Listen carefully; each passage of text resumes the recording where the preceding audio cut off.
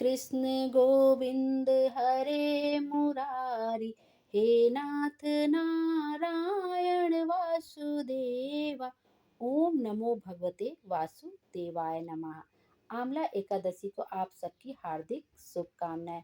आंवला एकादशी का व्रत पूर्ण हो गया है। आज 10 मार्च 2025 दिन सोमवार को। अब देखना, आइए देखते हैं कि आंवला एकादशी का व्रत पारण का शुभ मुहूर्त कब से कब तक है।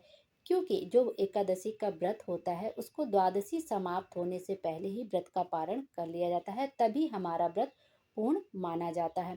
आंवला एकादशी का जो पारण का शुभ मुहूर्त है वो 11 मार्च 2025 को सुबह 6:35 से लेकर सुबह 8:13 तक रहेगा। 1-1.5 घंटे का शुभ मुहूर्त है। सुबह 6:35 से लेकर सुबह 8:13 तक शुभ मुहूर्त है। और पारण तिथि के दिन द्वादशी जो समाप्त होने का समय है वो सुबह 8:13 तक है।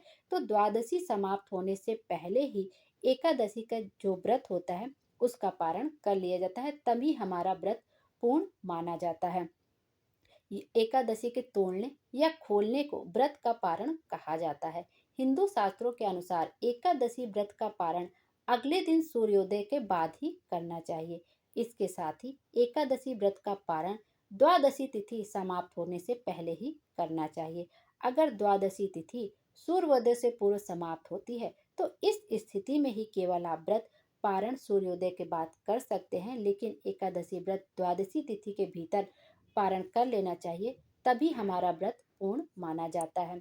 हमने बताया था कि एकादशी के दिन मान्यता है कि एकादशी के दिन आपको तुलसी माता को जल नहीं समर्पित करना चाहिए, क्योंकि उस दिन उनका निर्जल व्रत रहता है। यदि हम तुलसी माता को व्रत जल समर्पित कर देते हैं तो उनका व्रत खंडित होता है। लेकिन पारण के दिन याद से हमें तुलसी माता को 1 लोटा जल जरूर समर्पित करना चाहिए। जैसे हम अपने व्रत का पारण करते हैं वैसे तुलसी माता के व्रत को भी यदि हम जल समर्पित करते हैं तो उनका व्रत भी पूर्ण माना जाता है। तो द्वादशी तिथि समाप्त होने से पहले ही 8:30 से पहले ही आपको जल तुलसी माता को समर्पित कर देना चाहिए, जिससे उनका व्रत भी पूर्ण हो जाए।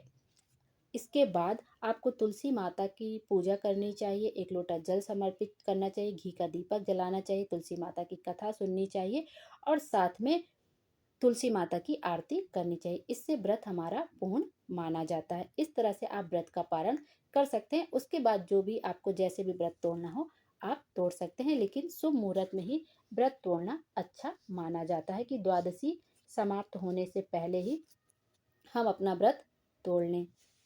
इस तरह से विष्णु भगवान का व्रत हम लोग करते हैं पूरी श्रद्धा से। विष्णु भगवान हमारी सारी मनोकामना पूर्ण करें और हमारे जीवन को खुशियों से भर दे। और जो भी दान पुण्य आप कर सके वो आप कर सकते हैं अपनी क्षमता के अनुसार। जरूरी नहीं है कि हम सबका देखी देखा ही दान पुण्य करें। जो भी हमारे बजट में हो थोड़ा बहुत हम वह दान कर सकते हैं।